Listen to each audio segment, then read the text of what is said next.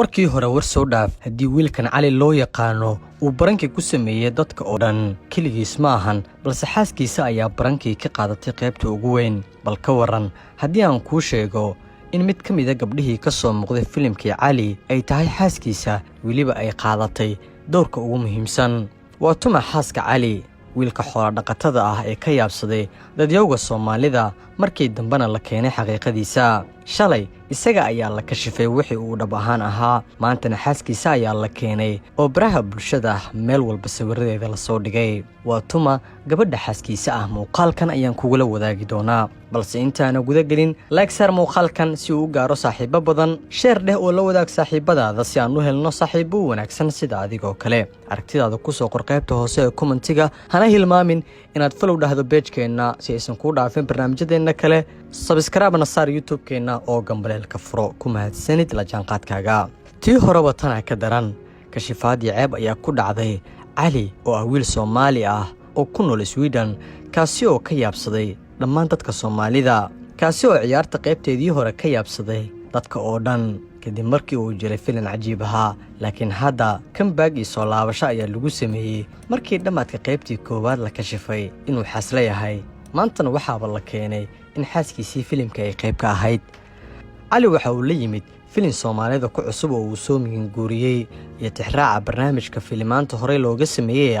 ninka beeraleyda ah waxa uu rabaa xaas wanaagsan Cali waxa shalay baraha bulshada lagu faafiyay oo la kashifay waxa uu dhab ahaan yahay iyadoo la sheegay inuu xasla yahay sidoo kalena uusan lahayn lacagta iyo xoolaha uu muuqaalada ka soo duubo goobtan uu shaqaale ka yahay codsir ayaana la keenay oo dadka oo dhan ay ku wada qanceen laakiin hadda ay sheekadu ka sii dartay dadku waxay isweydiinayaan waa tuma gabadha xaaskiisa ah ee geesiyada ah ay u ogolaato wiilkan inuu dalbado gabar uu guursado iyadoo la og yahay in raggu uu damac badan yahay lagana yaabo in gabdhahaasi uu mid ka mid ah ka qaato biri laakiin la yaab ay qof walba ku noqotay markii la soo kashifay in gabar ka mid ah gabdhihii filimka ka soo muuqanayay weliba gabadhii ugu saameynta badnayd ay tahay xaaskiisa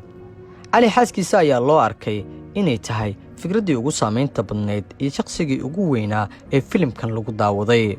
haddii aad u fiirsato muuqaalka kuu muuqda waa muuqaal sira oo la keenay baraha bulshada oo tilmaamaya arooskii Cali kaasi oo ka dhacay Yurub xaaskiisana waa wariyihii filimka ee wacdaraha dhigtay gabadhan muuqaalka filimkan waxay ku lahayd karakterka ama doorka saaxiibka Cali ama wariyaha u dhaxeeya Cali iyo gabdhaha guurdoonka ah mar walba iyada ayaa lahayd maamulka iyo shaqada ugu adag ee filimka laakiin banaanka ayaa la keenay xaqiiqada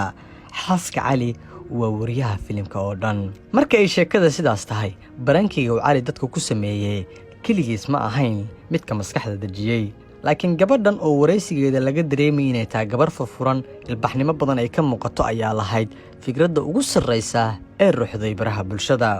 haddaba maxaa kaaga baxay muuqaalkan laakiin fiiro gaar ah weligaa ha isku dayin inaad dadkan Soomaalida aad qalado waayo waa kuwa baaris socoto ah haddiiba ay keeneen Cali iyo xaaskiisa oo aroos wada ah ilaa dhamaadka haddii aad nala joogtay fadlan ha hilmaamin inaad like sarto muuqaalkan si uu saaxiibo badan u gaaro ku soo biir page-keena oo follow dheh subscribe sar channel-keena si aysan ku dhaafin barnaamijyadeena kale adigoo sidoo kale gambaleelka furanaya waad ku mahadsan tahay la jaanqaadkaaga